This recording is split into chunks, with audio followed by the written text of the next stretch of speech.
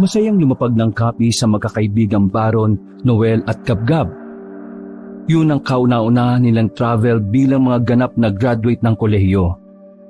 High school pa lang ay binabalak na nila ito. Kaya naman walang paglagyan ng kanilang tuwa nang payagan sila ng kanilang mga magulang. Halos isang buong araw ang itinagal nila sa biyahe. Puyat at pagod ang kanilang inabot pero hindi na nila yun naramdaman. Ang mahalaga sa kanila, nakarating na sila sa probinsyang yun. Magiging maginhawa ang buhay nila sa kanilang pagbabakasyon doon. Wala na kasi silang iniintindi na gastusin maliban na lang sa pambili nila ng mga pagkain. Libre na kasi ang apartment na kanilang titirhan. Ang apartment kasi na yon ay pagmamay-ari ng naning ni Noel. Isang malaking advantage para sa kanila na may matutuluyan sila roon. Dahil base sa naning ni Noel, ay pahirapan din talaga ang makahanap doon ng mauupahan. Kahit kasi moderno na ang panahon, bilang pa rin sa daliri ang mga paupahan sa lugar na kanilang pinuntahan. Sa wakas, nandito na rin tayo. Uy, sigurado kang alam mo kung saan ang apartment ng mama mo rito ah. Oo nga, wala kang tiwala no. Paano ko magtitiwala? First time mo lang din namang makapunta rito. Magaling ako sa direksyon, no? Pero pre, matanong ko lang bakit ba dito sa Capiz naisipan ng mama mo na magtayo ng apartment?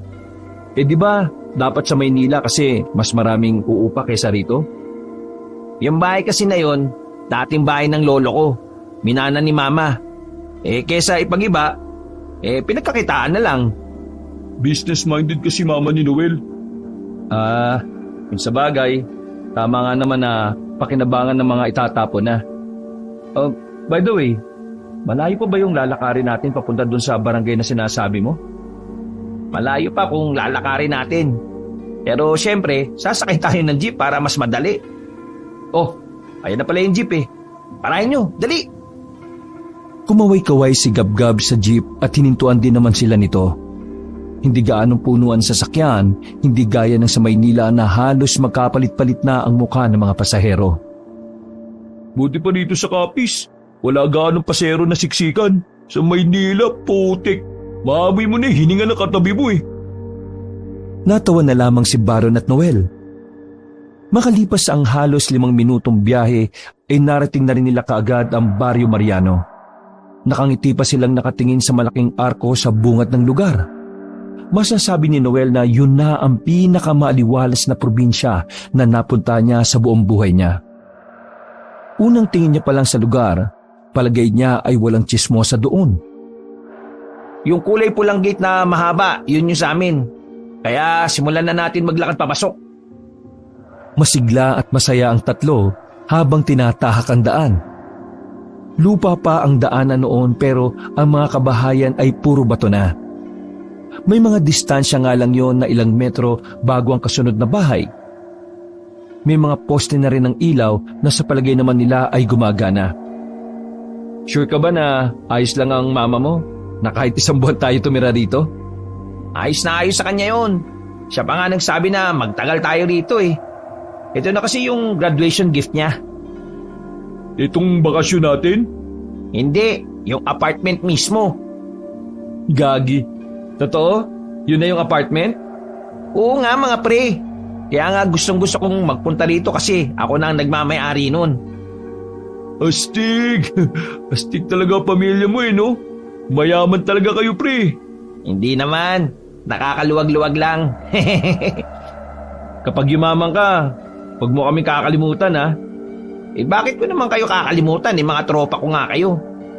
Pero pre, may mga magaganda rin kayong babae dito sa lugar na ito. Yan ang hindi ko pa alam.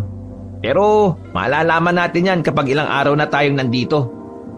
Ito talaga si Gabgab, puro na lang babae nasa isip. Torpe naman. Pampagana lang naman, para hindi ako maboring. O basta mamaya, magmamasid-masid tayo. Oh, yun na yata yung apartment niya pre. Kulay pulang gate. Wow, 3rd floor! May rooftop pa! Binilisan ng tatlo ang kanilang lakad. Paglapit nila sa gate ay pinindot nila ang doorbell. Bagya namang nakabukas ang maliit na gate. Pero syempre, hindi sila pwedeng pumasok ng basta-basta. Maraming nakatira doon at baka hindi matuwa sa kanila. Kaya naman, hinintay nila na lumabas mula roon ang matandang lalaki na katiwala ng nanay ni Noel.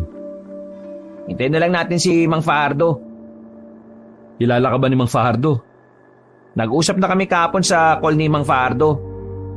Nakita na rin naman niya yung mukha ko sa FB. Natigil ang kanilang usapan nang dumating ang isang matandang puti na ang buhok. Pero mukhang malakas pa rin. Nakasuot ito ng fitted na damit na talagang bumabakat pa ang malaki nitong dibdib. Halos pumutok na rin ang mga manggas ng damit nito dahil sa malaking muscle. Unang tingin ni Baron, batid na niyang alagang-alaga na matanda ang katawan nito. Sa palagay niya nga, kayang-kaya silang ibalibag ng matanda nang walang kahirap-hirap. Pre, maskulado yan ah. Parang kaunting pagkakamali lang natin, bibigwasan tayo eh. Shh! Huwag ka maingay. Seryoso silang tiningnan ni Mang Fajardo. Parang hinuhusgahan sila nito mula ulo hanggang paa. Sino sa inyo si Noel na anak ni Maricel? Ako po yun. Ako po yung anak ni Maricel. Pagkasabing yun ni Noel ay nawala ang pagiging seryoso na matanda. Agad na umarko ang malapad nitong ngiti. Dahil doon ay nabawasan ang kaba na magkakaibigan sa matandang yon. Buti naman at hindi ka naligaw. Nako, halika kayo. Pumasok kayo dali. Sabi ko na nga ba, ikaw yung anak ni Maricel eh. Ikaw lang kasi yung gwapo sa inyong tatlo eh. Ay, hindi naman po. Nilait pa tayo ng pasimple. Kaya nga eh, bigwas ako kaya. Dinala sila ni Fajardo sa parang kantin sa likuran ng apartment. Namangha naman si Baron dahil minsan lang siya makakita ng apartment na may kasama na ring kainan. Pinaupo sila ni Fajardo sa bakanting lamesa at sinabing maghintay. Pinagluto sila nito ng pagkain. Habang naghihintay sila roon, ay nakatingin sa kanila ang ibang tao na naroon. Hindi nila alam kung bakit, pero nakakaramdam sila ng kakaiba sa mga yon. Kaya naman, para mabura ang kung anuman ang iniisip sa kanila ng mga tao roon, minabuting magsalita ni Noel. Magandang hapon po, mga taga Maynila po kami. At hindi po kami tubong Kapis. Hindi po kami taga dito sa Kapis. Tumangulang ang mga taong nakatingin sa kanila. Kalaunan, hindi na rin sila nito tiningnan pa. Nagtaka naman si Baron at Gabgab kung bakit kinailangan pa ni Noel na sabihin yun sa mga tao. Ang sabi sa akin ni Mama kapag pinagtitinginan kayo ng mga tao, sabihin nyo agad na taga Maynila kayo. Kapag kasi hindi sila pamilyar sa inyo, pwede nilang isipin na taga-ibang lugar kayo dito sa Kapis.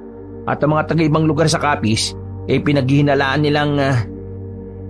Lumapit si Baron at Gabgab para ibulong ni Noel ang karugtong nasasabihin. Aswang! Nakatinginan si Baron at Gabgab na may naguguluhang muka. Aswang? Totoo ba talaga yung theory na maraming aswang sa probinsyang ito? Hindi ko alam kung totoong marami.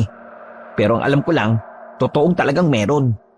Ang kwento sa akin ni Mama nung bata pa siya rito yung tatay niya may nakalabang aswang daw sa gubat. Pero di naman daw nila napatay kasi nakaalis ka agad Basta, sabi ni Mama, parang normal lang naman ang mga aswang dito nung araw. Pero base rin naman sa kanya, parang wala na raw yun ngayon. Pero huwag tayong pakampante kasi hindi naman tayo taga dito Mas magandang sigurado tayo.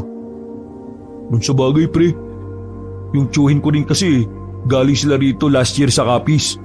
Pag uwi nila, yung isa nilang kasama nabarang na. So ibig sabihin, marami talagang mga bagay na hindi ka panipaniwala dito na dapat pinaniniwalaan natin para nakakapaganda tayo. Tinapik ni Baron si Gabgab dahil sa tuwa.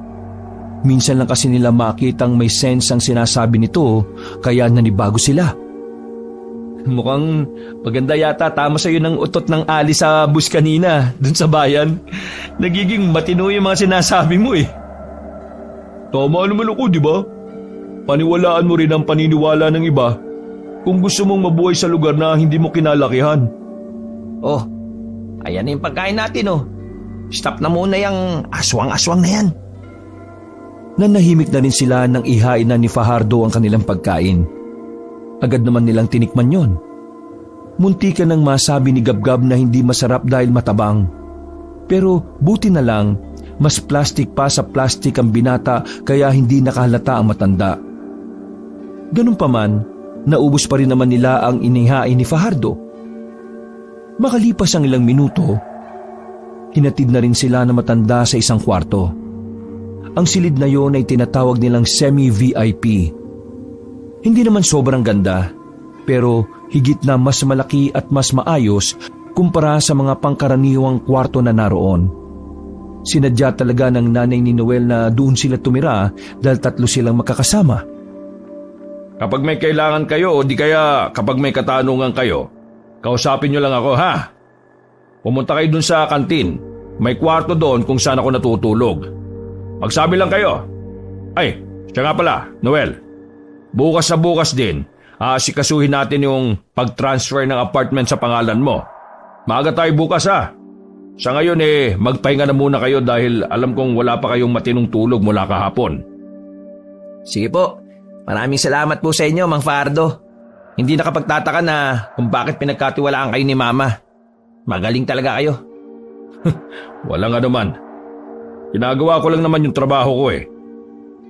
Ngumiti sa kanila ang matanda at isa-isa silang tinapik sa balikat. Pagkatapos ay umalis na rin ito. Agad na sinalampak ni Gabgab ang katawan nito sa malambot na kama. Habang si Noel at Baro naman ay binuksan ang bintanang gawa sa salamin. Pagdungaw nila sa baba, nakita nila roon ng parang maliit na garden. Maraming tanim na kung ano-ano, pero karamihan ay puro gulay. Goods na goods tumira dito, pre, ah. Kaso nasa Maynila pa rin talaga yung opportunity. Yun nga rin ang naiisip ko. Napatingin silang dalawa kay Gabgab nang makita nilang may hinalungkat ito sa malaking bag nito. Oh, bakit Gab? May nawawala ba sa'yo? Nang makuha na ni Gabgab ang isang pulseras na yari sa abak, lumapit ito sa kanila at pinakita. Kakateks lang kasi ni Mama eh. Sabi niya, iniligay niya ito sa bag ko. Para saan naman yan? Pangontra daw to sa aswang. Naniniwala rin kasi yun sa mga aswang-aswang eh. Kaya nung malaman niya na sa Capiz ang bakasyon natin, pumunta agad yun sa Quiapo tapos, ayun, binili niya to. Sana all may sweet na Mama. Si Mama, nung malaman na magbabakasyon ako rito, ang sabi ba naman niya sa akin wag na daw akong umuwi para mabawas-bawasan yung mga sakit sa ulo sa bahay. Sa bagay, may point naman yung Mama mo. Oo, pointless. Dakong 6:00 na makaramdam ng antok ang tatlo. Humiga sila sa kanya-kanya nilang kama. Naunang nakatulog si Gabgab at Noel. Pero si Baron, kahit na inaantok na sila, ay hindi pa rin siya mapakali sa higaan. Mga 7:00 na ng gabi nang bumangon si Baron. Naisipan niyang magpahangin na lamang sa rooftop. Habang tulog ang dalawa, lumabas siya ng kanyang silid. Hinawakan niya ang hagdan patungo sa rooftop. Napangiti siya nang makita niya yon sa dulong bahagi ng apartment. Pag-akyat niya roon, nakita niya ang isang babae na nasa kabilang bahagi ng rooftop. Nakatingin lang yon sa malayo habang hinahangin pa ang mahaba nitong buhok. Marahan nang naglakad si Baron patungo sa railings. Pero hindi pa man siya nakakarating doon. Lumingon na sa kanya ang babae. Miss? Pwede bang tumambay dito? Blanko lamang ang reaksyon ng babae nang sumagot ito sa kanya. Pwede naman. Bakit? Hindi mo ba alam? Bago ka lang ba rito? Oo. Bago lang ako dito. Actually, kararating lang namin kanina. May kasama ka pala? Oo. Kasama ko yung anak na may-ari ng apartment na ito. Ganun ba? Itang katahimikan ng namayani noong mga sandaling yon. Hindi na rin naman nagsalita pa ang babae. Pasimple namang tumingin si Baron sa dalaga. Aminado siya na kahit saglit lang niyang natitigan ang mukha nito, masasabi niyang maganda ang dalagang yon. Maya-maya pa ay hindi inaasahan ni Baron na magsasalita ulit ang babae sa kanya. Lumapit ito sa kanya at seryosong nagbigay ng paalala. Huwag kayo masyadong makihalubilo sa mga hindi nyo kilala. Lalo't taga Maynila kayo. Lapitin kayo ng masasamang loob. Masasamang loob? Tulad ng alin? Ng aswang? Tumitig sa kanya ang dalaga ng makahulugan. Nakaramdam naman ng hiya si Baron kaya idinako na lamang niya ang mga mata sa ibang direksyon. Tama ka, aswang. Maraming aswang dito. Kaya mag-iingat kayo. Isang saglit ay pilit ng ngiti lamang ang huling ipinakita ng dalaga sa kanya. Gusto sanang itanong ni Baron kung ano ang pangalan ng babae. Pero sa kasamaang palad ay hindi siya nagkaroon ng lakas ng loob. Tila ba mas naging torpe pa siya kumpara kay Gabgab. Medyo weird. Pero maganda siya. Napangiti pa si Baron, pero nawala din ang ngiti niyang yon nang maisip muli ang mga sinabi ng babae.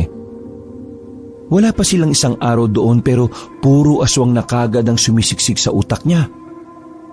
Hindi naman na nakapagtataka dahil noon pa man ay marami ng haka-haka sa probinsyang yon. Hindi lang din talaga makapaniwala si Baron na may taong magsasabi sa kanya na magbibigay babala tungkol sa mga aswang. Dahil wala naman na siyang gagawin sa rooftop, bumalik na lamang siya sa kanilang silid. Masarap pa rin ang tulog ng dalawa ng mga oras na yon kaya pinilit na lang din niyang makatulog. Paggising niya kinaumagahan, wala ng tao sa dalawang kama. Bumangon siya habang nagmumuta pa. Nakita niya si Gabgab na kalalabas lang ng banyo. Katatapos lang maligo. Oh, nasan si Noel? Di ba maaga silang aalis ni Mang Fajardo? Inisikaso yung paglilipat ng pangalan ng apartment sa pangalan ni Noel. Ay, oo nga pala. Sabi ni Noel, baka abutin siya ng gabi dahil may dadaanan pa raw siyang iba nilang kamag-anak eh. Gusto mo ba sumama muna sa akin? O bakit? Saan ka naman pupunta? Sabi ni Mang Fajardo kanina bago sila umalis, sa kabilang baryo raw may perya. Magtitrip lang ako dun, para naman hindi ako mabagot. Bukas pa kasi tayo mamamasyal, di ba? O sige, maliligo lang din muna ako.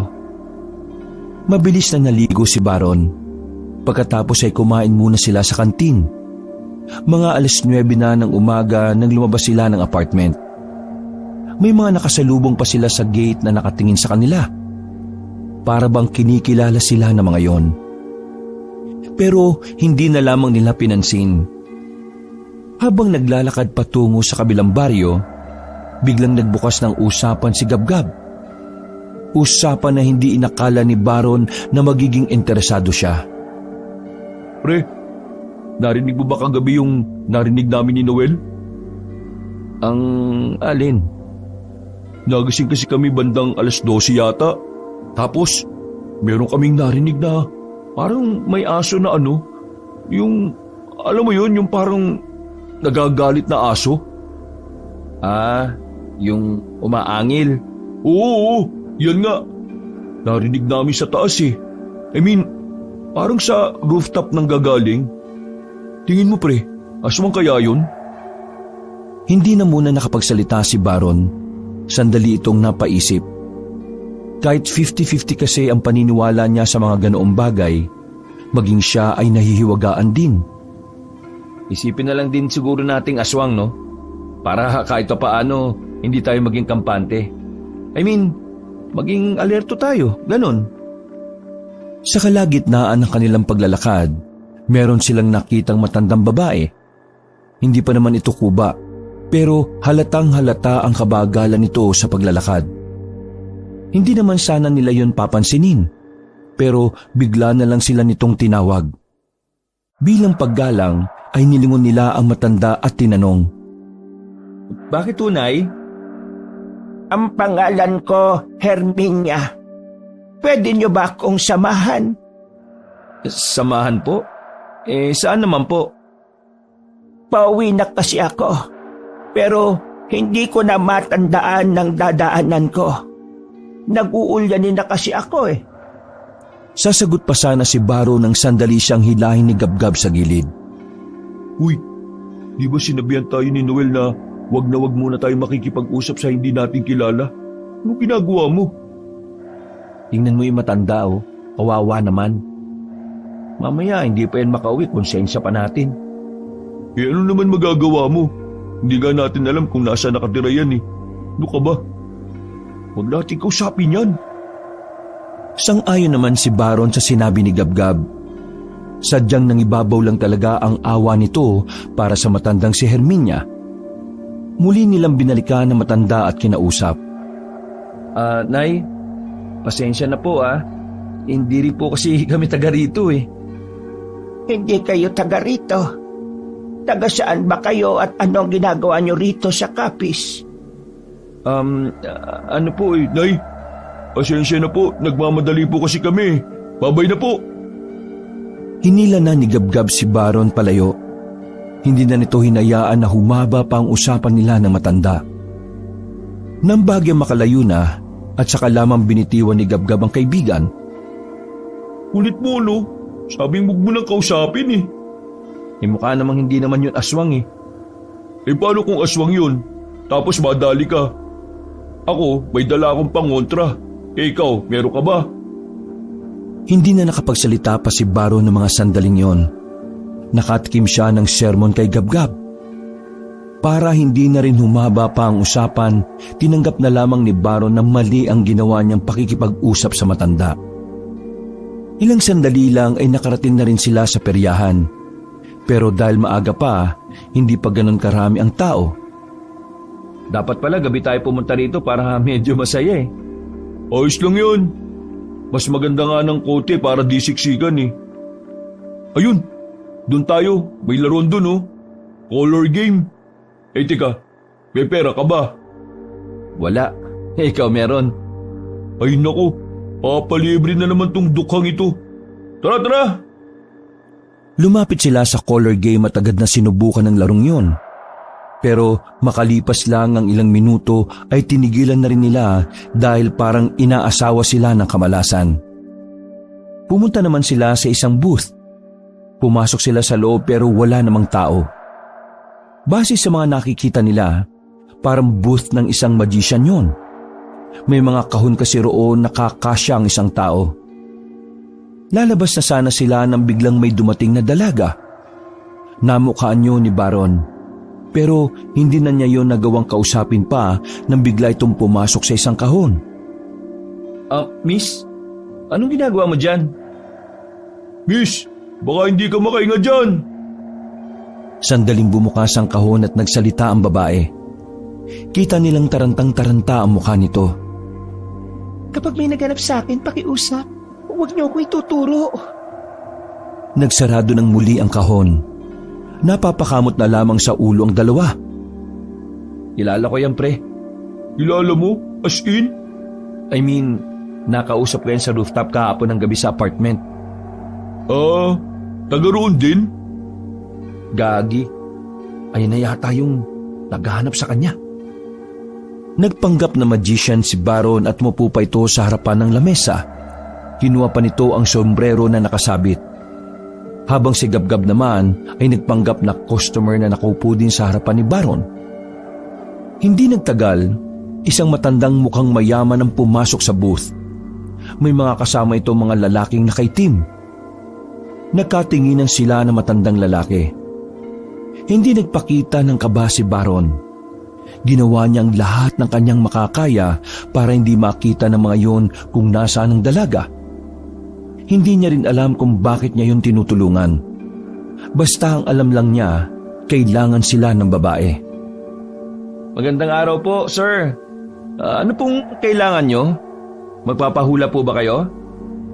Magician ka pre, hindi manghuhula. Gusto nyong makakita ng isang magic na hindi nyo makakalimutan at araw-araw nyong mapapanaginipan? Naglakad ng kaunti ang matanda at nagpakilala ito sa kanila. Magandang araw. Ako si Pael. Kilala ko ng mayayaman dito sa Capiz. Gusto ko lang malaman kung meron bang pumasok na babae rito. Babae? Maraming pumasok na babae rito kanina pero hindi ko alam kung alin doon yung tinutukoy mo. Ano po bang itsura? Hindi nagsalita ang matanda. Dumako ang tingin ito sa mga kahon na naroon. Nakaramdam ng kaba si Baron at Gabgab ng mga sandaling yon. Alam niya na kapag binuksan ng mga yon ng kahon, tapos na ang kanilang pagpapanggap. Buksan niyo ang mga kahon. Baka dyan nakatago ang anak ko. Nasa aktong lalapitan ng mga yon ng kahon nang harangin naman ito ni Baron. Mabuti na lang at nakaisip agad siya ng palusot. Mawalang galang na sir. Pero hindi niyo po ito pwedeng buksan dahil ang mga laman nito ay gamit ko sa pagpe-perform. Isa pa, delikado kung bubuksan niyo ito. Dahil may ilan dyan na hindi pwede sa tao eh. Kinakabahan si Baron sa oras na yon dahil hindi niya alam kung tutugma ba ang sinasabi niya sa kung anuman ang nilalaman ng mga kahon. Pasensya ka na rin. Pero kailangan ko makasiguro na wala nga riyan ang anak ko. Sige na, buksan niyo ang isang kahon at isunod ang iba. Wala nang nagawa si Baron nang hawiin siya ng dalawang lalaki. Inunang buksan ng mga yon ng kahon na katabi ng kahon na pinagtaguan ng dalaga. Pagtanggal nila ng takip, bumungad sa kanila ang malaking sawa na nasa loob. Agad na dumistansya ang dalawang lalaki pero hindi naman nakitaan ng kahit na kaunting takot. Sinabi ko naman po sa inyo na delikadong bubuksan pa yung mga kahon eh. Paputi na lang nasa mood yung sawa ko. Kasi kung hindi, baka nangisay na silang dalawa. Bumuntong hininga ang matanda. Baka sa mukha nito ang labis na pagkadismaya. Pasensya na sa abala. Sige, aalis na kami. Maraming salamat sa inyong pag-intindi. Ilang minuto pag-alis ng mga yon ay saka lamang lumabas ang babae sa kahon. Ang babae na rin ang nagbalik ng sawa sa lagayan nito. Hindi ka ba natuklaw ng sawa? O wala bang sawa sa pinagtataguan mo? Meron pero hindi naman ako natakot. Di ba ikaw yung nakausap ko sa rooftop kagabi? Pwede ko bang malaman kung sino ang mga yon? Sabi nung matanda anak ka daw niya eh. Hindi ko siya kaano-ano. Sinabi niya lang yon para isuko niyo ako sa kanya. Pero maraming salamat ha. Kailangan ko nang umalis dahil baka bumalik sila rito. Teka, sandali. Ano bang pangalan mo? Lonica. Nagmamadaling umalis ang dalaga. Naiwang may ngiti sa mukha si Baron. Pero si Gabgab, tahimik lang sa gilid habang namumutla. Pre, huy, ayos ka lang ba dyan? Ano problema? Pre, bakit nga? Nakatingin lang si Gabgab sa pulseras nito na may palawit na kulay itim na bato. yung bato pre, kulay itim. Oh, bakit kulay itim yan? Di ba kulay pula yan kagabi? Ang sabi sa akin ni mama kagabi, kapag daw bigla itong naging kulay itim, ibig sabihin may aswang na nasa paligid. Teka. Sinasabi mo bang aswang yung matanda kanina? Hindi sigurado pero baka siguro, oo. Nagtayuan ang mga balahibo ni Baron sa kanilang napagtanto. Kung aswang ang mga yon, ibig sabihin nasa panganib yung babae. Baka kaya siya hinahabol kasi gagawin siyang alay. Kailangan natin siyang tulungan. Hindi tayo pwedeng makialam. Nandito tayo para magsaya at mag-relax eh. Kung ano man yung iniisip mo pre please lang tigilan mo na yan. Baka malagay pa sa alanganin ng mga buhay natin eh. Napailing na lamang si Baron. Alam niyang tama naman si Gabgab.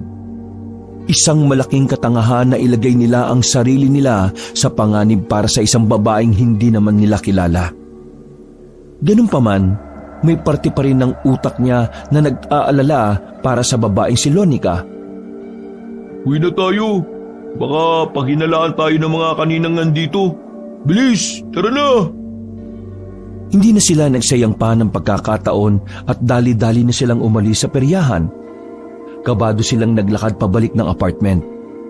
Pagdating nila roon, nakita nila ang matandang si Herminia sa gate ng kanilang bahay. Hindi nila alam kung ano ang ginagawa ni Herminia roon. Pero hindi na lamang nila yung pinansin.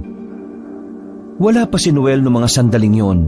kaya mas pinili na lamang nilang manatili na lang muna sa loob ng kanilang silid.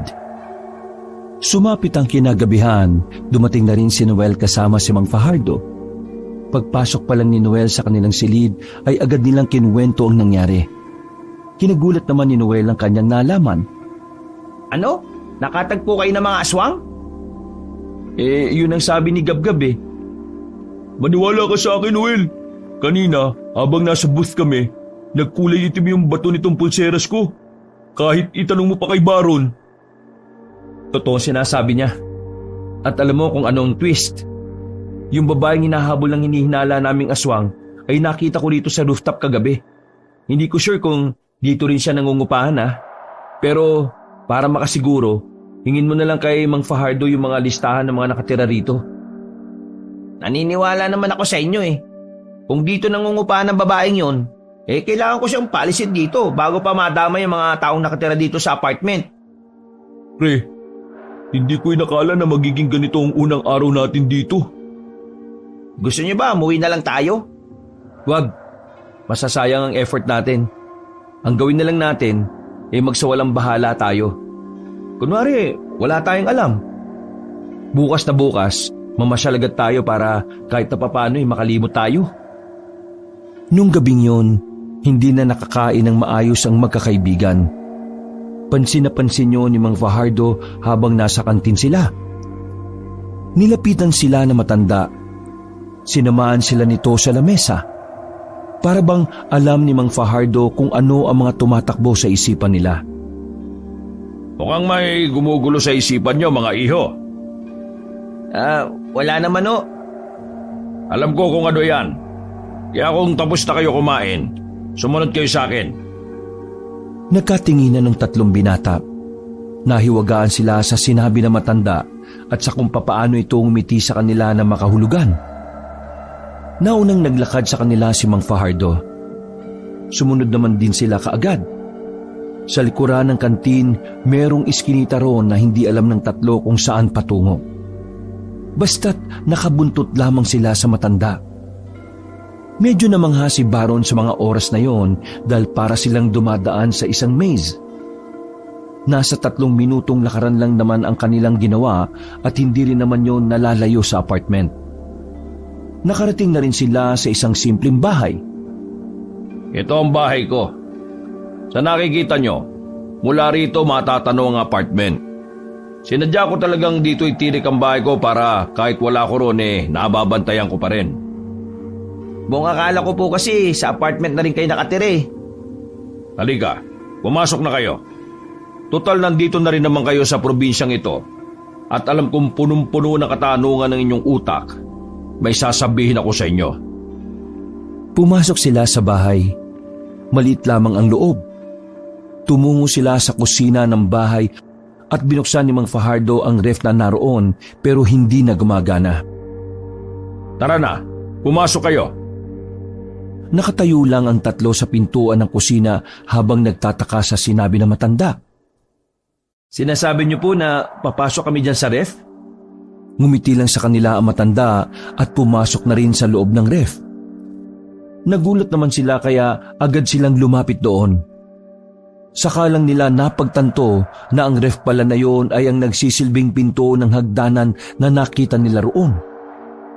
Tangya mga pre, parang ganito yung nakikita ko sa pelikula ni James Bond eh. Ha? Wala naman ako matanda na may ganitong eksena sa James Bond Napanood ko lahat ng episode dun kahit pati yung bold. Tara, sundan na natin si Mang Fajardo. Paano, mauna na ako Puro kayo bold-bold Pumasok sila sa loob ng ref. Bumaba sila sa hagdanan. Bukas naman ang ilaw roon kaya maingat silang nakababa. Sa tapat ng isa pang pintuan, naroon si Mang Fajardo na naghihintay. Mang Fajardo, ang cool naman ang sikretong passageway ninyo. Hindi to passageway. Ito ay may tuturing kong hideout. Hideout? Bakit po kayo gumawa ng hideout? Ginawa ko ito bilang proteksyon ko sa mga aswang. May alam din po kayo sa mga aswang? Sige na, pumasok na muna kayo sa loob at doon niyo malalaman kung ano ang mga isasagot ko. Binuksan ng matandang si Fajardo ang pintuan. Pagpindot nito ng switch ng ilaw sa silid, bumungad sa kanila ang mahahaba at matataas na kalibre ng baril na nakasabit pa sa pader. Bukod pa roon, meron ding mga katana sa kabilang dingding naman. Mang Fajardo, inyo ba lahat yan? Parang mga batang namamangha ang mga binata habang pinagmamasdan ng mga sandata na naroon. Sa puntong yon, lalong naging mataas ang tingin ni Baron sa matanda. Palagay niya, hindi lang basta pangkaraniwang tao si Mang Fajardo. Sinimulang usisain ni Baron ng mga tattoo sa katawan ng matanda. May nakita siya roong mga palatandaan na marka mula sa kulungan. Dahil doon, naisip agad ni Baron na may background nga siguro si Mang Fajardo pagdating sa paghawak o paggamit ng mga armas na yon. Sa akin ang lahat ng ito. Pero huwag kayo matatakot sa akin ha. Hindi naman kasi ako gumagamit ng baril at katana kung tao lang ang kalabang ko. Kaya-kaya ko naman silang iuntog sa mga muscle ko eh. Saan niyo naman po ito ginagamit? Naglakad ang matanda sa harapan ng mga nakasabit na katana. Kumuha ito ng isa at pinagmasdang maigi ang talim. Sa mga aswang. Ibig po ba nitong sabihin, may alam din kayo sa mga aswang? Oo. Sa katunayan, may mga hinahunting akong aswang kapag may libre akong oras.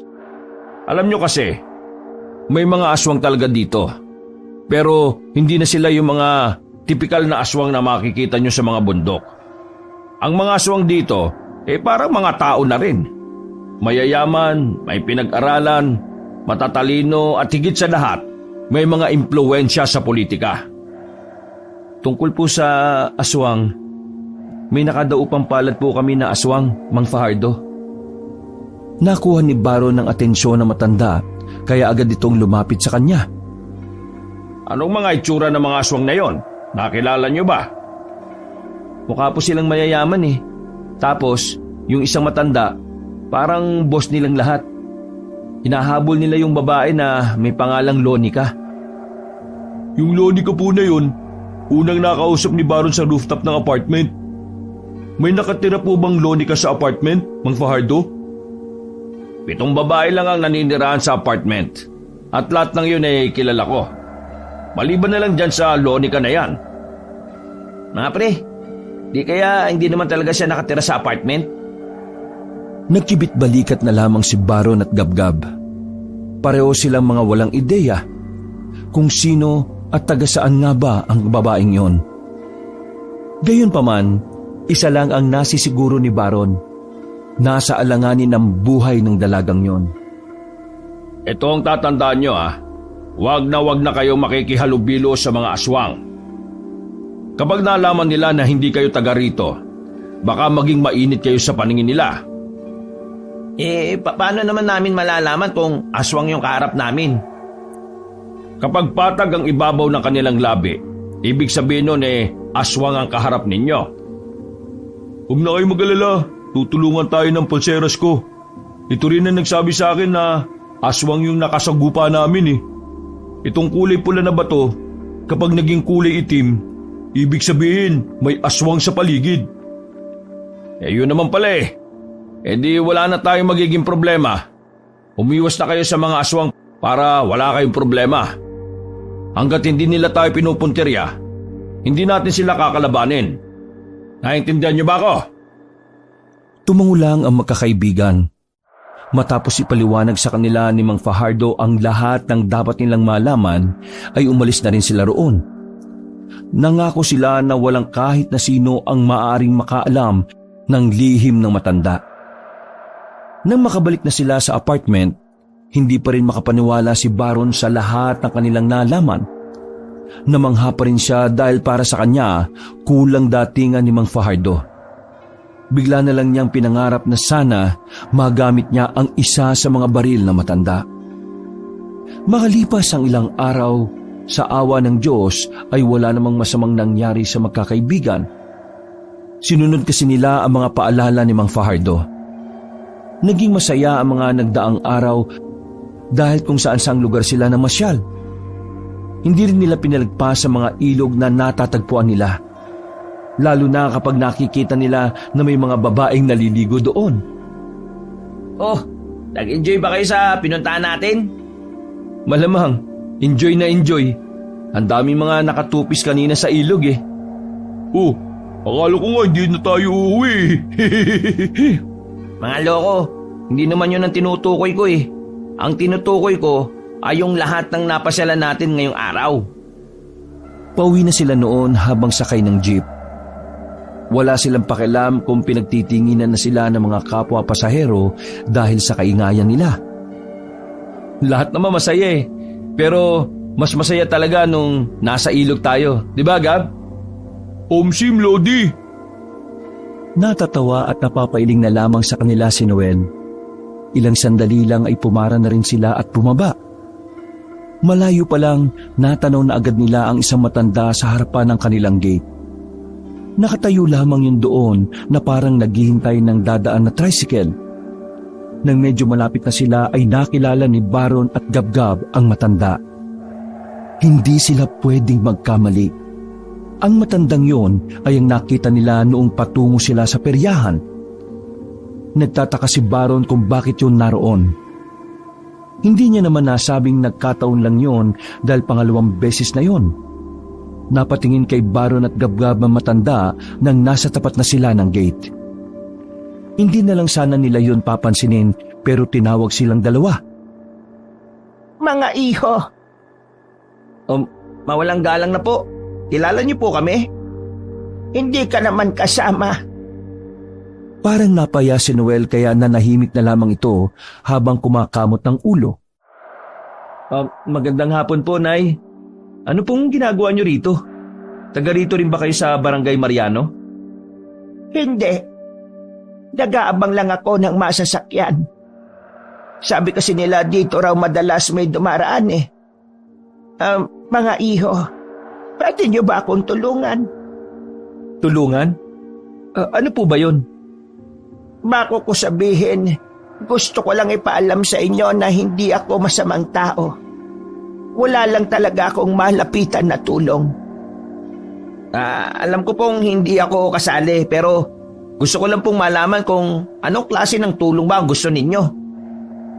Tumingin na matandang si Herminia kay Noel nang makahulugan. Parang kinurot ang puso nito nang makitang tila naging malungkot ang mga mata ng matandang si Herminia. Kahit si Gabgab na ayaw na sanang patulan ng pakikipag-usap doon ay parang naawa na rin. Ano po bang problema, Nay? May sakit ang apo ko. Pero wala akong magawa para gumaling siya dahil wala naman akong pera pambili ng gamot. Isang araw na siyang may sakit. Kung pwede lang sana, ihatid niyo ako sa bahay. Wala rin kasi akong pamasahe. Magmamakawa lang ako sa masasakyan ko. At bukod pa roon, hindi magawang maasikaso ang apo ko dahil mabilis din naman akong mapagod. Nahihirapan na rin akong kumilos-kilos. Nagkatinginan ng tatlong magkakaibigan. Parang nag-uusap sila sa pamamagitan ng mga tinginan nila. Sa huli, hindi na sila nakatiis pa.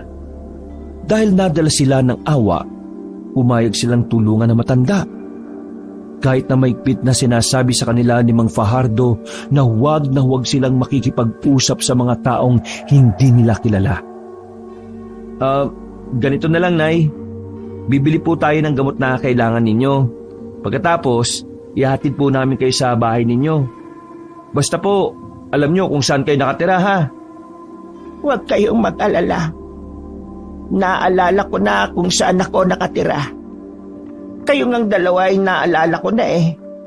Pero itong isa, hindi ko to kilala. Huwag po kayo mag-alala, Nay. Hindi ko rin po kayo kilala. Uy! Para kang timang. Nay, tara na ho. Bili na ho tayo ng gamot. Noong mga sandaling yon, hindi malaman ni Baron kung bakit ang gaan-gaan ng kalooban niya sa matanda.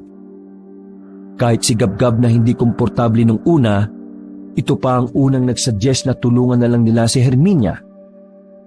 Bumili sila ng gamot. Lahat ng kakailanganin para gumaling ang trangkaso at panghihina ng apo ng matanda ay binili na nila.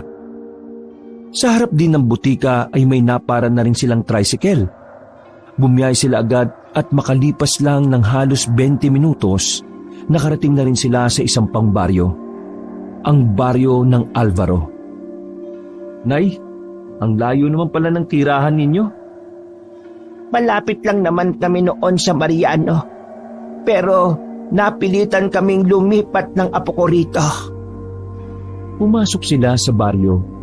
Wala namang pagkakaiba ang baryo ng Alvaro kumpara sa baryo ng Mariano. Pareho lang naman din ang mga tao.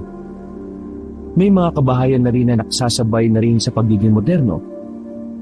Malapit na ang pista rito. Sa makalawa na. Sana'y makadalo kayo para may kasama kami ng apo ko. Isang katahimikan lang ang naitubo ng tatlo. Hindi kasi nila masagot ng oo ang matanda dahil una sa lahat, hindi rin naman sila magtatagal doon. Pangalawa, wala silang balak na maging parte ng buhay nito. Gaya ng sinabi ni Mang Fajardo, hindi sila dapat magtiwala sa mga taong bigla na lamang nilang nakikilala. Naglakad sila ng halos 5 minuto. Pumasok sila sa isang iskinita. At ang bahay na sinasabi na matanda ay nakatirik pala sa isang liblib na lugar. Nakalisyon sa opisyal na daan ng baryo. Gawa lamang sa kahoy ang bahay at may bakuran na hindi naman kalakihan. Pero kahit na papaano ay malinis naman. Naunang lumapit ang matanda. Habang hinahanap ang susi sa bulsa ay nag-usap-usap muna ang tatlo. Guys, tama ba ginagawa natin? Hindi kaya magalit si Mang Fajardo kapag nalaman niyang sumama tayo sa hindi natin kilala? Wala naman siguro masama. At saka, mukha namang hindi aswang si nanay. Sandaling tumingin si Gabgab sa bato ng kanyang pulseras. Hindi pa rin nagbabago ang kulay nito. Isang indikasyon lang yon na walang aswang sa paligid o kinaroroonan nila. Tulungan natin bago pa tayo magsisi na wala tayong ginawa. Ganon din naman ang tinuro sa akin ni Mama eh. Maging mabait tayo sa matatanda. Kasi hindi natin alam kung gaano na lang ang itatagal nila sa mundo. Ay nako, namiss ko bigla yung lola ko. Nilingon sila na matanda at sinenyasang pumasok na sa loob. Gasera lang ang ilaw doon pero dahil malaki ang gasera ay maliwanag na maliwanag sa loob. Pagtingin nila sa babaeng nakahiga sa papag, nakatinginan si Baron at Gabgab. Nakilala nila ang babaeng naroon. Maging ang babae ay nanlaki rin ng mga mata nang makita sila. Sandali, apo niyo po siya? Oo, apo ko siya. Bakit? Hindi ka ba naniniwala? Ay nako, hindi po. Ano po kasi? Hindi. E di, hindi ka nga naniniwala. Nay, ang ibig sabihin niya po ay naniniwala siya. Ang totoo po niyan, nakilala na namin ang apo niyong yan. Lonica po ang pangalan niya, di po ba? Namilog ang mga mata na matanda. Bigla itong kumuha ng itak at tinutok sa kanila. Nay, wala ho kaming ginawang masama sa kanya. Sabihin niyo sa akin, kayo ba ang nanakit sa apo ka? Hindi sila yon. Sila ang kinukwento ko sa inyong tumulong sa akin nung hinahabol ako ni Lolo Paen. Pero hindi kasali yung isa. Kamot ulo na naman si Noel. Extra character lang yata ako dito eh. Kumalma ang matanda sa kanyang narinig. Binitiwan na ng matanda ang hawak-hawak nitong itak. Nakahinga naman ng maluwag ang tatlong binata. Hindi ko alam kung paanong nakilala niyo si Lola. Pero maraming salamat kasi dinala niyo siya rito. Ang totoo niyan, nag-uulyanin na si Lola. Madalas siyang nawawala rito. Kung sino-sino na lang ang naghahatid sa kanya. Kaya sobrang salamat talaga. Magandang loob kayong iuwi siya. Walang anuman. May binili pala kaming mga gamot para sa'yo. Para gumaling ka na kaagad. Kung hindi nyo mamasamain, sino ba talaga mga humahabol sa'yo? Ayos lang naman kung hindi mo sasagutin, ha? Sandaling nakatinginan si Lonica at ang matandang si Herminia. Sumenya sa matandang babae sa apo nito. Hindi ko alam kung maniniwala kayo o hindi. Pero mga aswang ang mga humahabol sa akin. Aswang si Lolo Pael. Yung matandang mayaman na nakita nyo nung nasa perya kayo. Kung ganun bakit kanila hinahabol? Negosyante rin ang lola ko. Pero noong malugi siya, lumapit siya kay Lolo Pael. Isang kilalang mayaman dito sa Capiz. Binenta niya ako sa matandang yon para masalba ulit ng lolo ko ang negosyo niya. Pero sa kasamaang palad, namatay siya sa sakit sa puso. Habang ako naman, tuluyan na ako napunta sa kamay ni Lolo Pael. Ang akala ko noon, ipapakasal ako sa apo niya. Pero nalaman ko kalaunan na mga aswang pala sila. At gagawin nila akong alay sa pagdiriwang nila ng ika-100 anibersaryo ng samahan nila. Ang samahan ng mga aswang dito sa Capiz. Sa hindi maipaliwanag na dahilan, ay agad na nagtayuan ng mga balahibo ni Baron. Kitang-kita rin sa mukha ng mga kaibigan niya na nababahala rin ng mga ito. Napalunok ng laway si Baron dahil sa kilabot. Pinigpawisan din siya bigla ng malamig. Tumakas ako sa kanila. Pero pagbalik ko kay Lola, naging makakalimutin na siya dahil halos 2 taon din akong nawala. Nang mawala ako sa mansyon ni Lolo Pael, hinahanap nila ako. Kung saan-saan kami lumipat ni Lola para lang hindi nila kami mahanap.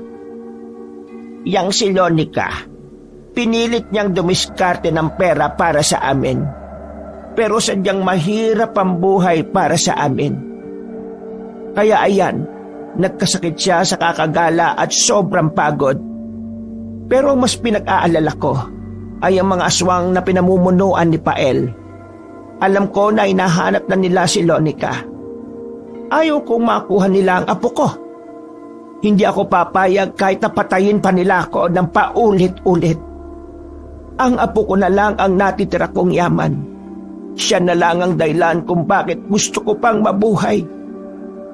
Nakaramdam ang magkaibigan ng kirot sa puso. Kaya bago pa sila maiyak, sinubukan na ni Noel muling ibalik ang usapan sa mga aswang.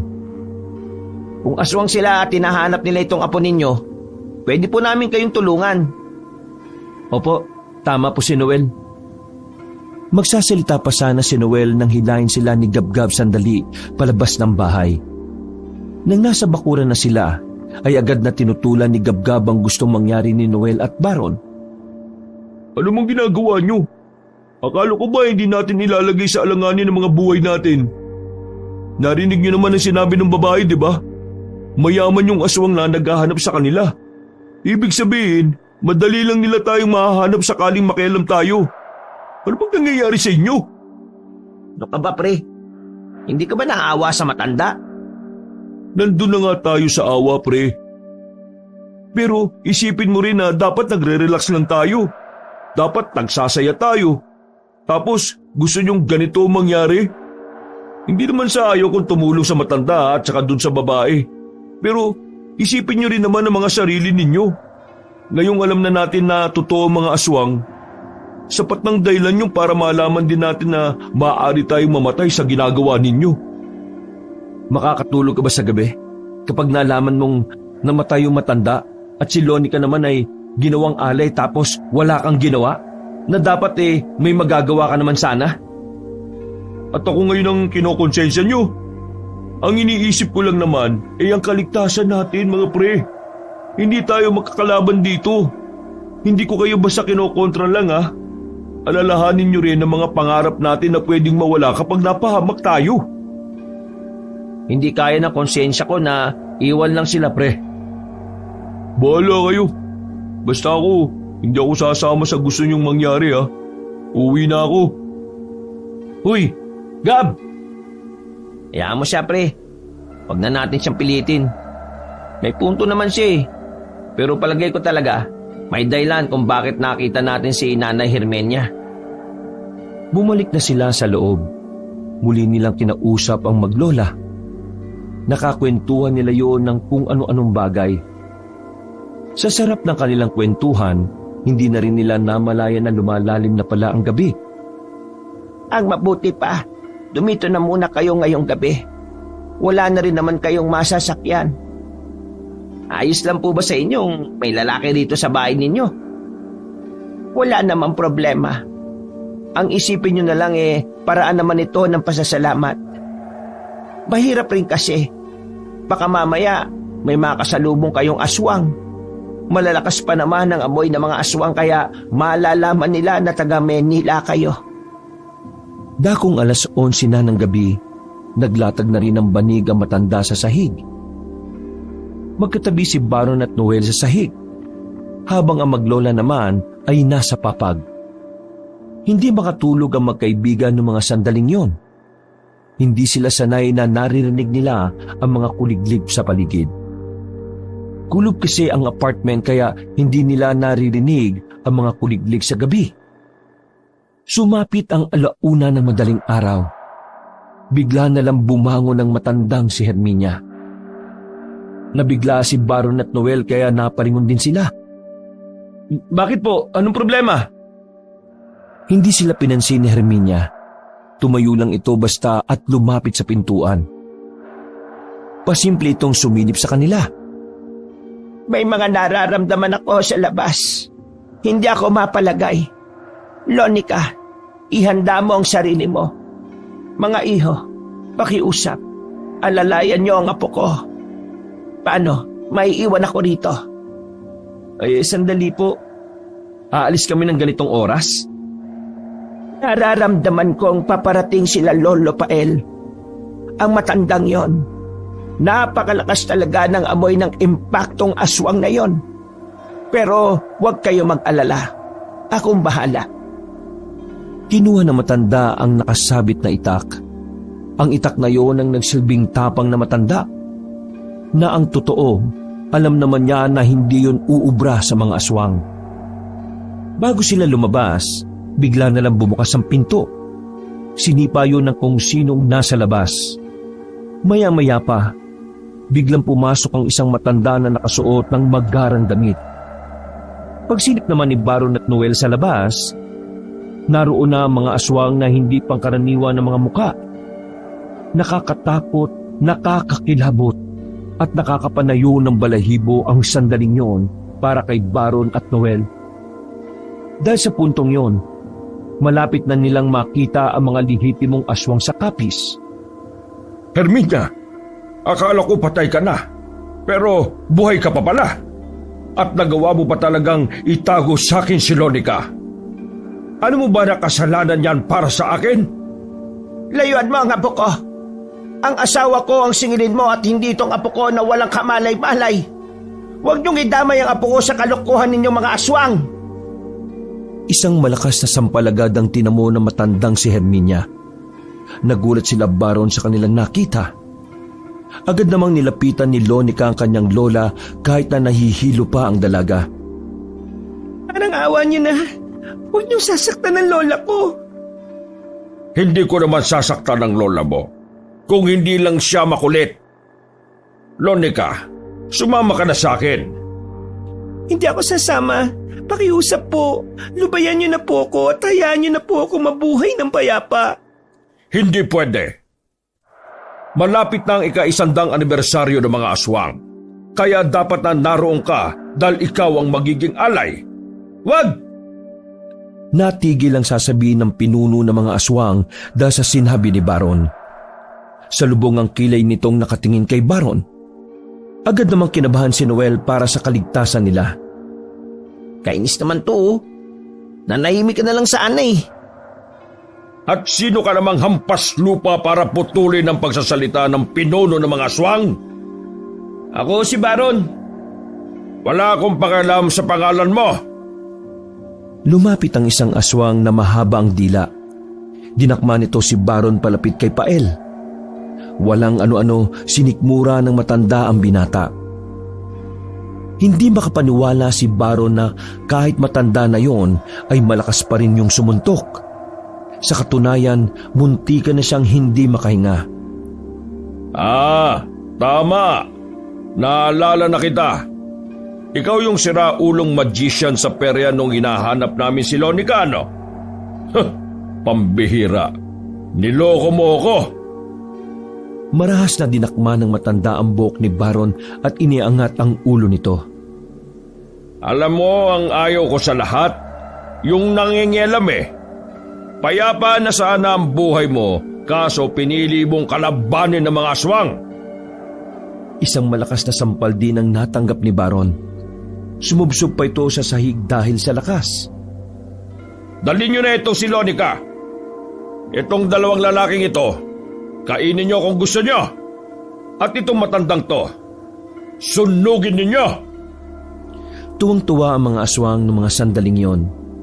Pilit nilang hinihigit ang magkaibigan. Habang si Lonica naman ay dinala na rin palabas ng mga aswang. Yung kunin ang apo ka! Mga walang iya kayong mga aswang kayo! Mga salot! Ngunit kahit na anong gawin ng matanda, ay hindi na niya nagawa pang lapitan ang apong si Lonica. Si Baron at Noel naman pilit ding nagpupumiglas pero masyadong malakas sa mga aswang na may daladala sa kanila. Buong akala nila ay katapusan na ng kanilang buhay. Pero bago sila makalabas ng bakuran, nakarinig sila ng malalakas na putok ng baril. Lahat ay napayuko na lamang dahil sa mga umalingaw-ngaw na putok ng baril. Dahil sa madilim ang paligid, hindi malaman ng grupo ng mga aswang kung saan nagmumula ang putok na yun. Ilan sa mga aswang na ang tinamaan ng bala. Sugatan na rin ang iba. Nabitiwan na rin ng mga yon si Baron at Noel, gayon din ng babaeng si Lonica. Halika dito, Lonica! Pasimpleng tumakbo ang dalaga palapit sa kanila. Nang maabot na ni Baron ang babae, mabilis silang tumakbo patungo sa kinaroroonan ng matandang si Herminia.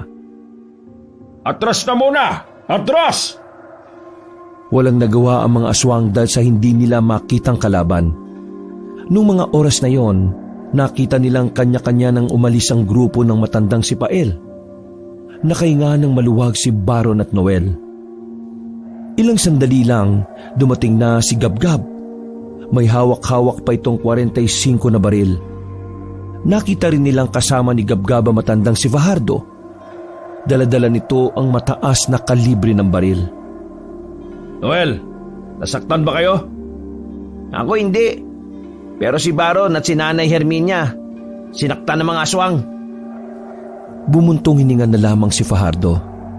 Naiinis sa ginawang desisyon ni Noel at ni Baron. Pero wala na itong magagawa dahil nangyari na ang kinatatakutan niya. Alalayan nyo maglola, aalis kagad tayo rito. Gab, maraming salamat ah. Akala ko talaga iniwan mo na kami. Patitis ko ba kayong dalawa? Bilis, bilis na, kilos na. Baka dumugin na tayo ng mga tao rito. Wala silang sinayang na segundo. Nilisan agad nila ang bahay na yon at sumakay sa daladalang L300 ni Fajardo. Dumiretso sila sa apartment.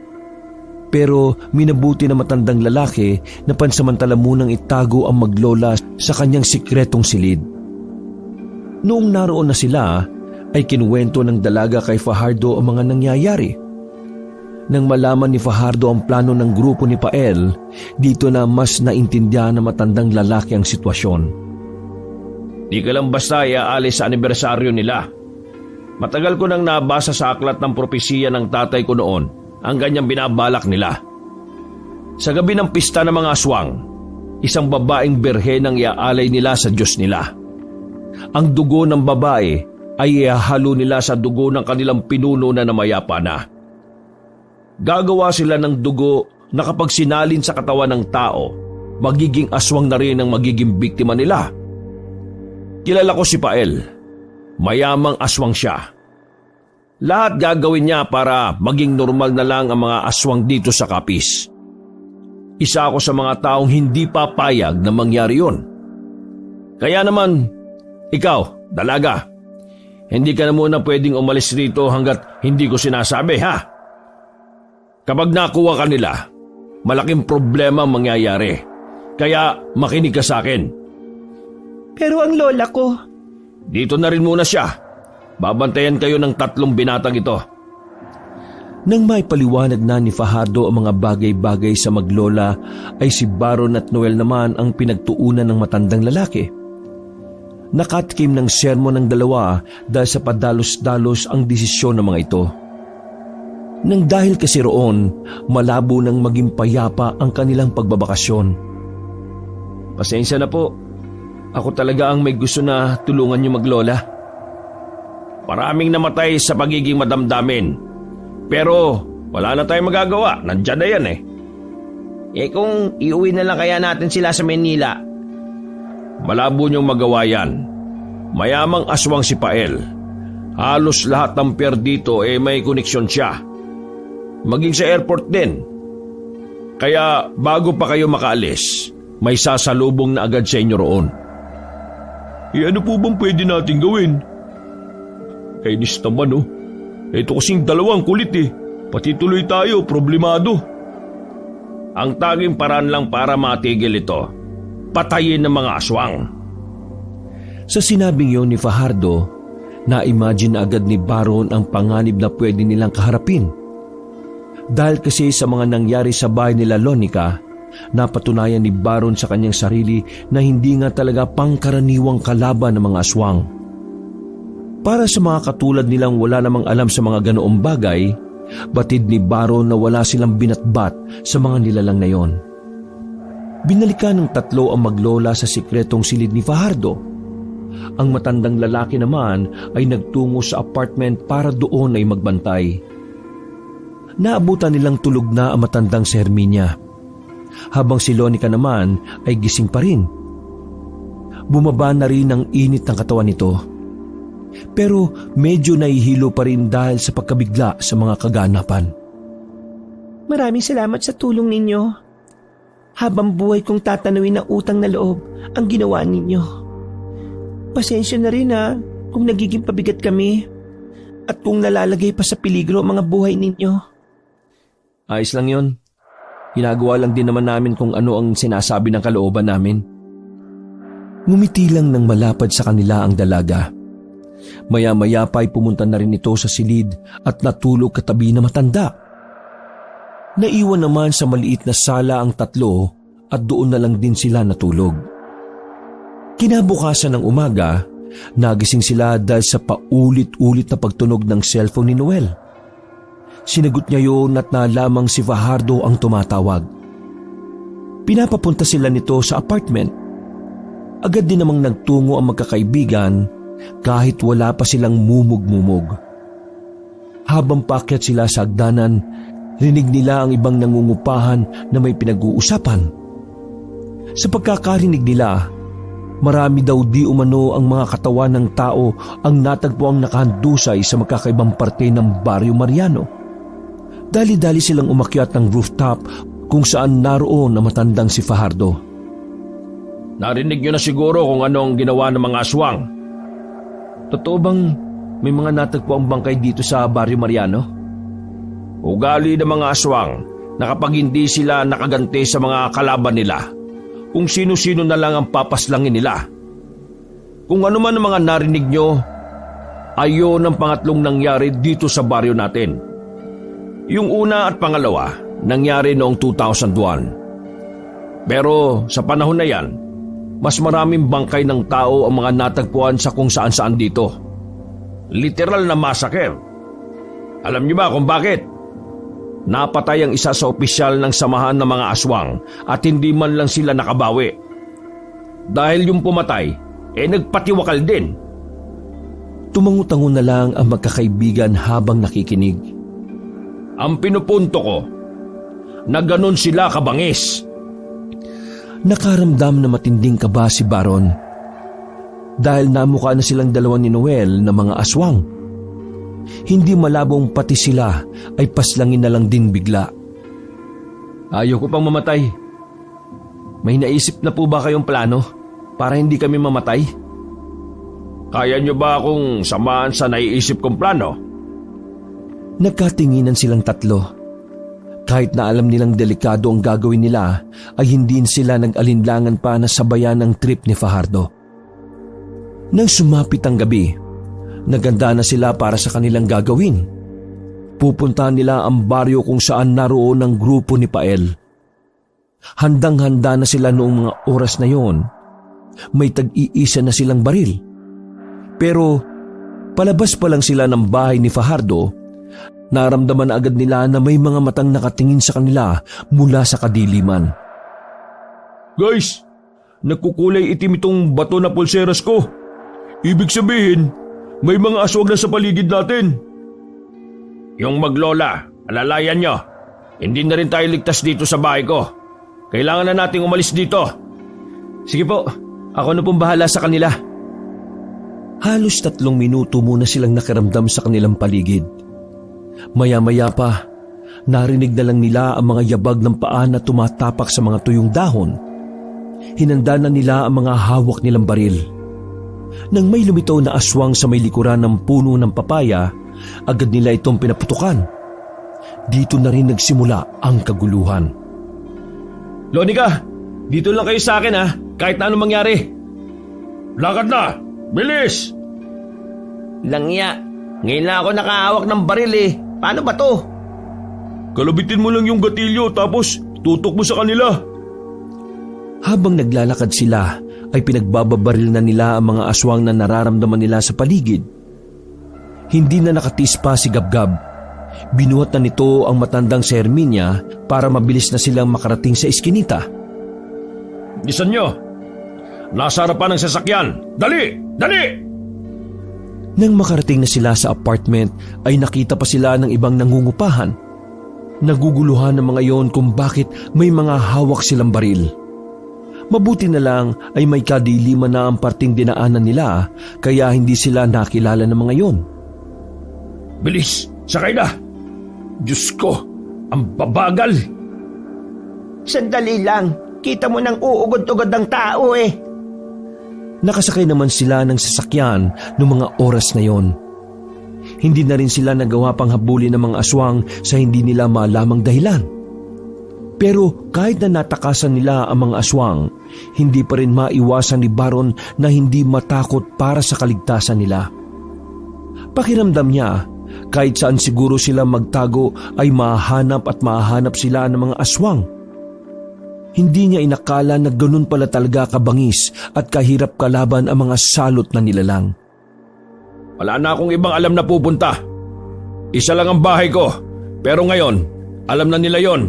Hindi na tayo ligtas doon.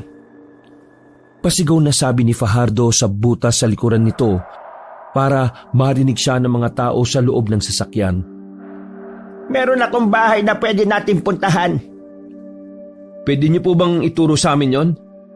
Hindi ko na maalala eh. Bumuntong hininga na lamang sila dahil sa pagkadismaya. Naalala nila na nag-uulyanin na nga pala ang matandang si Herminia. Isang mahabang katahimikan ang namayani sa loob ng sasakyan.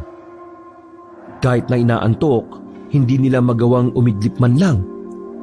Nababahala sila na baka kapag pumikit sila, nasa harapan na nila ang mga aswang sa kanilang pagdilat. Samantala, nang makalayo-layo na sila sa baryo ng Mariano, ay inihinto na muna ni Fajardo ang sasakyan sa medyo tagong lugar. Hindi tayo pwedeng bumiyahe ng ganitong oras. Hintay na lang natin ng liwanag dahil mas mahina mga aswang kapag umaga. Sa ngayon, matulog na muna kayong maglola. Kayong tatlo, kung kayo nyo akong samahan sa pagbabantay ay mas okay. Pero kung inaantok kayo, pwede na rin kayo matulog. Magbabantay ako. Hindi ako makakatulog kakaisip sa mga aswang na yan eh. Ako rin. Eh di magbabantay na rin ako. Maraming salamat talaga sa inyo. Hindi ko alam kung ano ang gagawin namin kung wala kayo. Saka na kayo magpasalamat kapag nakaalis na tayo ng Capiz. Bukas ng umaga, susubukan kong gawa ng paraan na makaalis kayo. Ako talaga ang punot dulo ng lahat ng ito eh. Siguro kung wala ako, walang ganitong problema eh. Ano ka bang bata ka? Hindi mo kasalanan kung gusto ka nilang ialay. Wala kang kasalanan na po. Lahat ng nangyayari ngayon ay kasalanan ng mga aswang. Kasalanan ni Pael. Kaya dapat lang na siya ang magbayad sa lahat ng ginagawa niyang kasamaan. Tama ang lola mo. Hindi mo dapat sinisisi ang sarili mo. Ang mahalaga ngayon, nandito kami para tulungan kayo. Pero, bakit nyo kami tinutulungan ni Lola? Kung tutuusin eh, Hindi nyo naman kami kakilala. Nalalagay lang sa peligro ang mga buhay ninyo dahil sa amin. Ngumiti na malapad si Baron. Hinawakan nito ang payat na balikat ng babae at saka nagsalita. Dahil deserve niyong mabuhay at itong sinisigaw ng mga puso namin. Sandaling nakatinginan si Baron at Lonica. Natigilan lang yon ng awatin na sila ni Gabgab.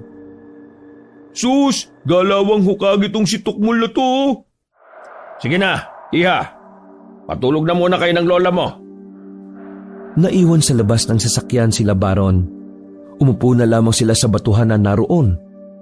Hindi nila binitiwan ng mga hawak na baril.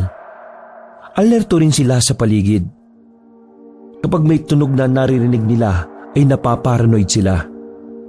Mabuti na lang at gumagana pa rin ang pulseras ni Gabgab. Kaya kahit na papaano, nababantayan nila kung may aswang o wala.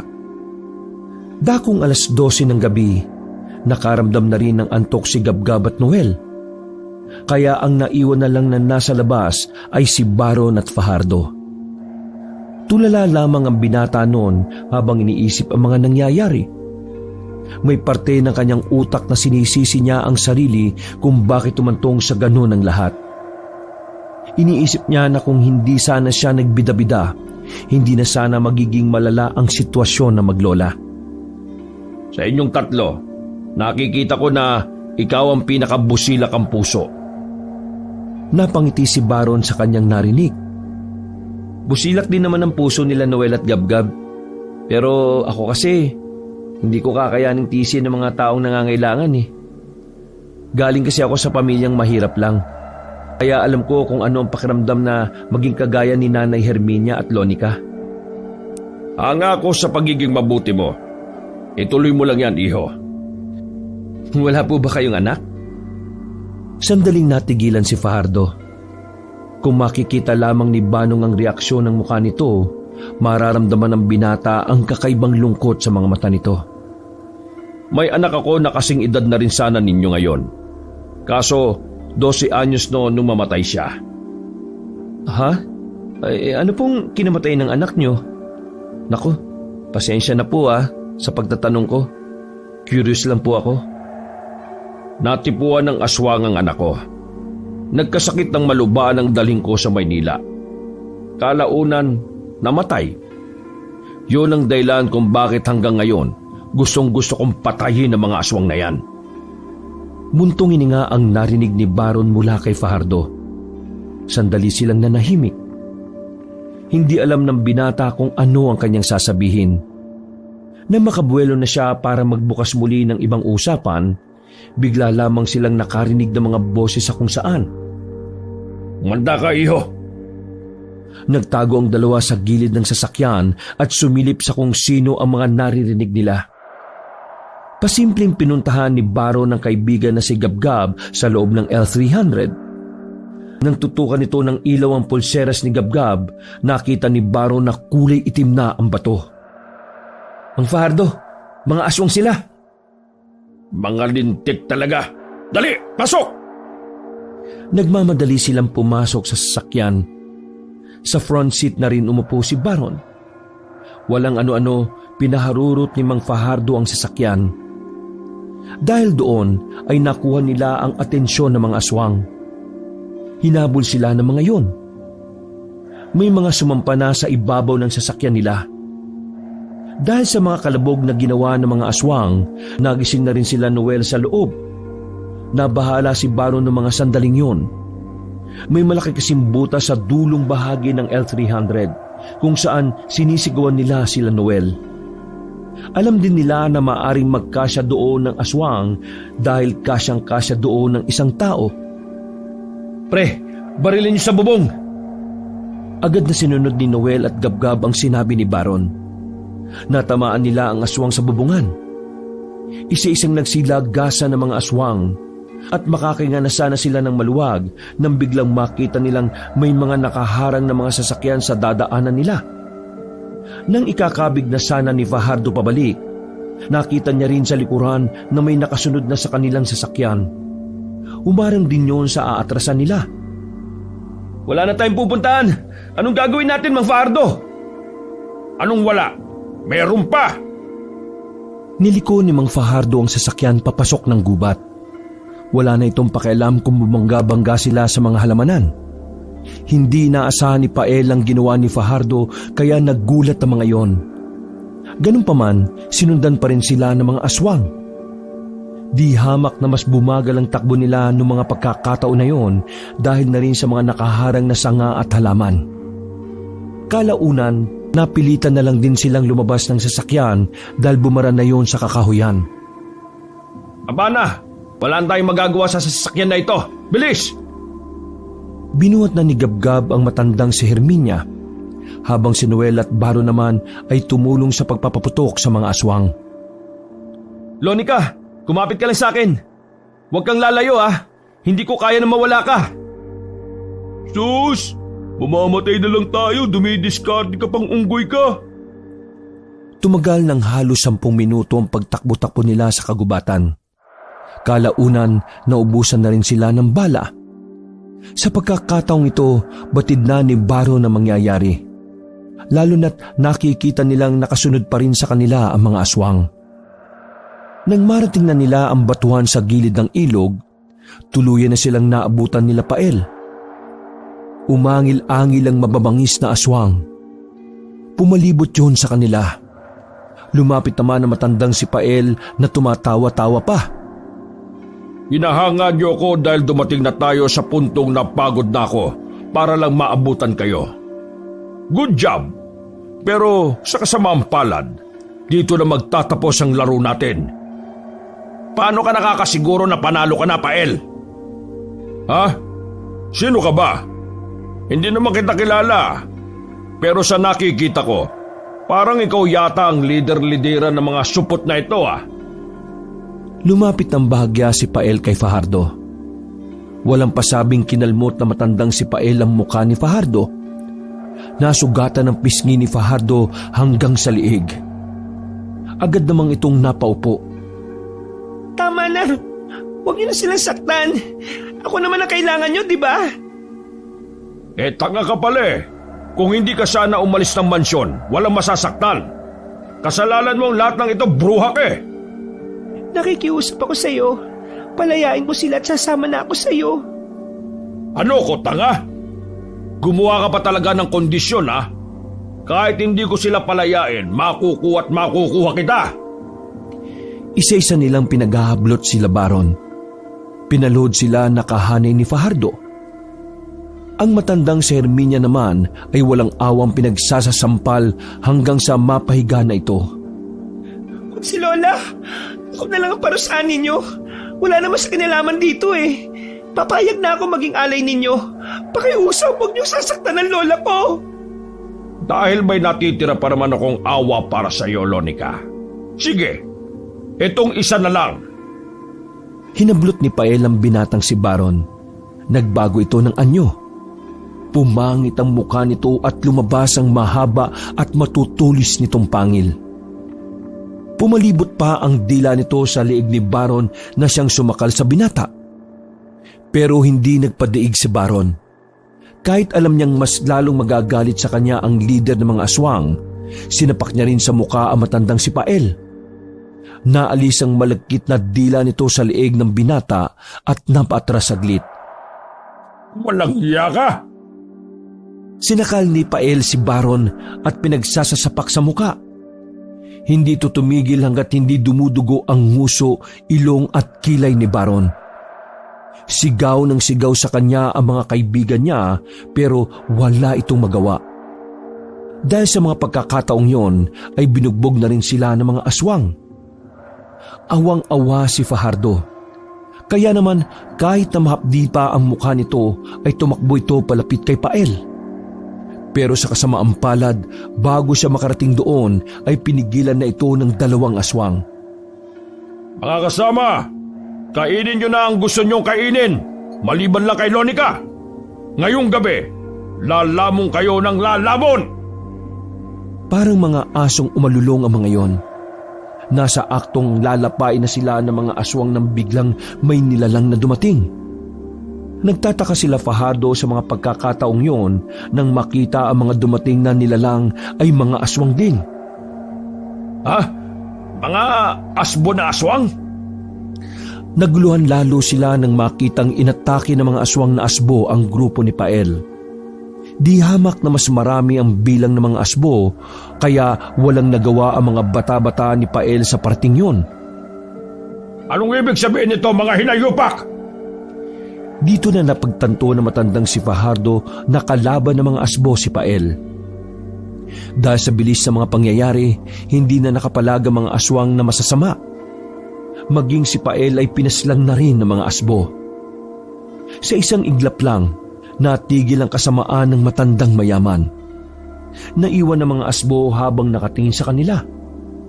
Pakiusap, huwag niyo kaming saktan.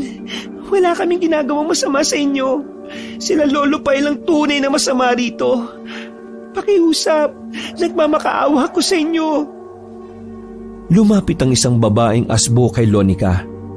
Tumango ito sa kanya at sinabi nitong wala silang balak na saktan ng mga kasama ng dalaga. Tanging ang grupo lamang nila Pael ang pakay nila nung gabing yon. Umalis sa mga asbo na parang walang nangyari. Nakahinga naman sila ng maluwag nang makitang patay na si Pael. Hindi sila makapaniwala na ang mga aswang din ang tutulong sa kanila. Ganun pa man, laking pasasalamat na lamang nila dahil may mga aswang pa palang mabubuti. Wala nang malay si Baro noong mga sandaling yon. Medyo kritikal ang nangyari sa kanya dahil nadali ang panga niya sa lakas ng suntok ni Pael. Ilang araw bago nagkaroon ng malay si Baron. Paggising nito ay nasa ospital na ito ng Maynila. Sa gilid niya ay naroon si Lonica at Fajardo. Nandun din ang dalawa niyang kaibigan. Ang mga aswang, natalo na ba natin sila? Huwag mo na silang isipin, oh. Nandito na tayo sa Maynila. Dinako ni Baron ang kanyang tingin sa dalagang si Lonica. Sumilay ang ngiti sa mukha ng binata at nanghihinang nagsalita. Salamat at ligtas ka. Maraming salamat sa inyo. Maraming salamat sa iyo, Baron. Ang sabi ng doktor, sa oras na magising ka, pwede ka na rin makalabas kinabukasan. Magsasabay na kayo ni Herminia dahil magiging maayos na rin naman ang lagay niya. O yan pre, okay na lahat. Pwede ka nang dumiskarte kay Lonica. Natawa na lamang sila sa sinabi ni Gabgab. Para kay Baron, yun na ang pinakamasayang bahagi ng kanyang buhay. Dahil sa wakas, masisimulan na rin niyang pormahan ng babaeng si Lonica. Samantala, hindi na inaasikaso ni Noel ang apartment sa Capiz. Pinaalis na ang mga nangungupahan doon at tuluyan na ring inabandona. Pumayag naman ang nanay ni Noel nang malaman ang lahat ng nangyari. Sa Maynila na rin maninirahan si Fajardo. May kamag-anak naman daw ito sa Maynila kaya hindi na ito mahihirapan. Ang maglola naman na si Lonica at Herminia, tutulungan ng pamilya ni Noel na magkaroon ng pangkabuhayan na tirahan. Perpekto para kay Baron ang katapusan ng mga nangyari. Nagpapasalamat siya sa Panginoon dahil kahit napakabangis na mga aswang, nagawa pa rin nilang makabalik ng Maynila nang walang namamatay sa kanila. Wakas.